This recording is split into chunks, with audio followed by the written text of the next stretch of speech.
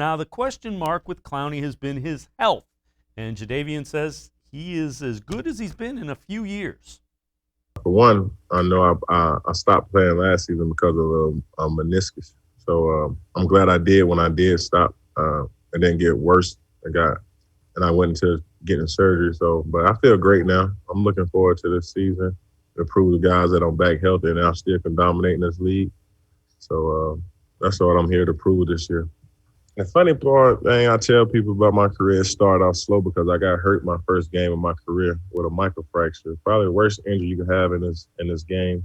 And I don't think everybody got to see the person they drafted yet. I think I'm working back towards that, but I'm well on my way now. I made 3 Pro Bowls, and it's funny because I ain't never really been all the way healthy to the point where I felt like nothing bothering me. So, but I still can dominate in this league. I know that. But if I ever reach my max potential or getting back there like I feel now, man, they say the sky's the limit, but it's probably higher than that.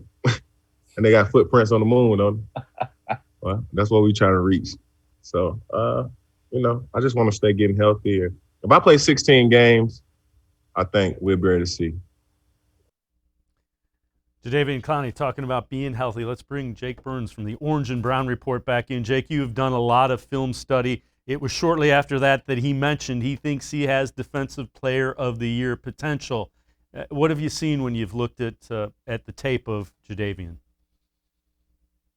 Look, did he pull that moon quote out of nowhere? Because that's one of the more impressive opening quotes I've ever heard. I don't know. It was pretty great. But anyway. It was. I was like, keep going. He's going to talk about aliens or something else. But anyway, no, I kind of talked about it earlier. I think he's still a good player. I think he's limited in how he can win off the edge because, whether it's the microfracture knee thing or whatever, I just don't think he bends and turns the corner as low and as flexible as he needs to, so he gets rode up field a little bit too much when he tries to do that. And I think he's cognitively aware of not being great at doing that, so he is more often than not trying to win with power, going through you, bull rush, long arm type moves where they're trying to go through an offensive lineman, or he'll try to set up a double move where he's either spin move or he'll set up a 1-2, what people call the Euro step, and get back inside. Ultimately, like I said, what he wants to do is go through you, win by power, or get back inside somehow, because he is very slithery getting through gaps. As big as he is, size, weight-wise, he's pretty skinny, not very broad-shouldered guy.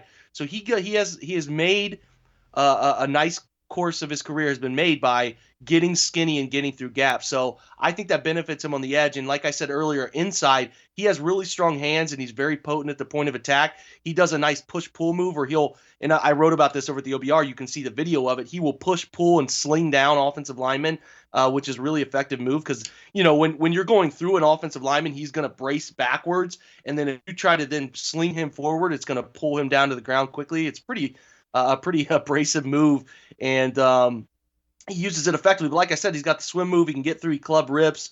He can do some different things to get through and create pressure. And he's athletic as hell, so he can definitely get through gaps and beat people at the point of attack. And if you try to run laterally on him in zone schemes, or I'll be very fascinated to see how he plays against Lamar Jackson and their triple option stuff they like to do, he can be effective at chasing people down laterally because, like I said, like Myles Garrett for his size, extremely athletic, straight line speed. So a great athlete. And I think, like I said, I don't expect him to be, and you shouldn't expect him to be, a technician off the edge in terms of just beating people with a wide array of moves. He's kind of limited in what he can do there.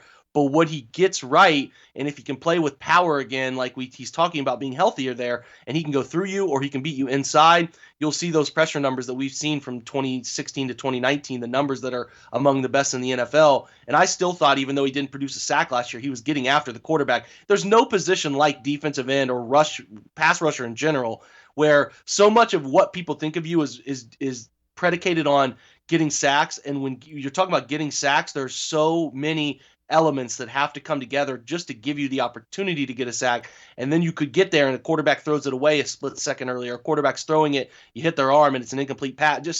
It's so weird. You got to look at pressure rates. He's been a nice pressure rate player, and he's going to bring an anchor to the run game, and he brings versatility along the line in different locations. And that's a big thing you want from a guy like him, because if he can get pressure inside one play, pressure outside the next play, and be a guy who can run down somebody sideline to sideline on a screen pass maybe the next, that's the guy that you're talking about is worth every bit of that money and could be a long-term part of the Browns' future.